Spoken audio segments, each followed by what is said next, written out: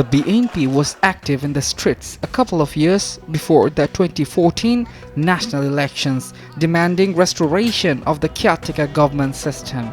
They held rallies and enforced hartals. Their movements turned violent since 2013, and the country started bearing the brunt of their arson terrorism during blockades. Indiscriminate vandalism of public transport continued. They hurled Molotov cocktails at buses and trains and set vehicles on fire, unleashing a region of terror throughout the country. BNP's ally Jamaat and its student wing Shibir joined the anarchic and violent movement. Widespread attacks on law enforcement officials continued. Their acts of violence were not limited to arson. They cut down trees and blockaded roads, blew up the wrist of policemen, and assaulted members of law enforcement in broad daylight. BNP Jamaat activists killed 92 law enforcement officials across the country and injured many more. In their bid to thwart the election, they set polling stations ablaze. They were responsible for the deaths and injuries of people associated with polling.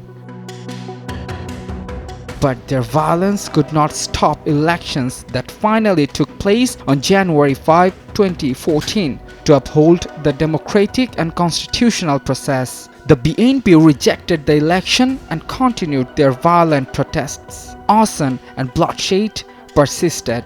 At one point, the people had enough. Even in the face of intense violent movements, people came out of their homes to make a living. The wheels of the vehicles started to spin again, and the BNP Jamaat alliance was forced to call off the movement. The BNP began a fresh campaign ahead of the 2018 elections.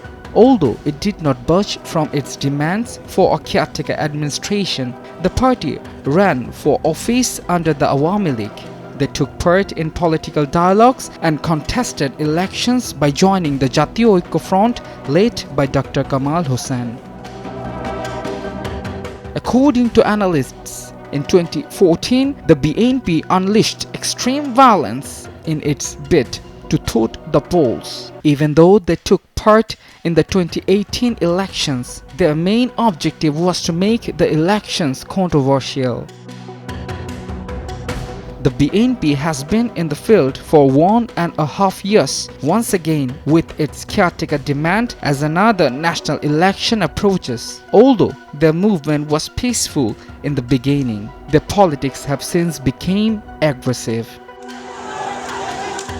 On the first day of the party's march on July 18, BNP leaders and activists attacked Chhatraleague activists at the main gate of Mirpur Bangla College in Dhaka, leading to a clash. BNP activists set fire to a motorcycle on the road. BNP activists vandalized the election office of the Awami League candidate for the by-election in Chattogram on the way back from the march program on the same day.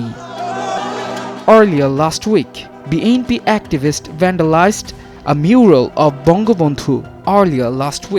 BNP activists vandalized a mural of Bangabandhu in Chattogram during the BNP's youth rally. Azad Sheikh, a Norail Jubilee activist, was killed on his way back from an Awami League program in Khulna on Thursday. According to the Awami League, local BNP activists were involved in the murder.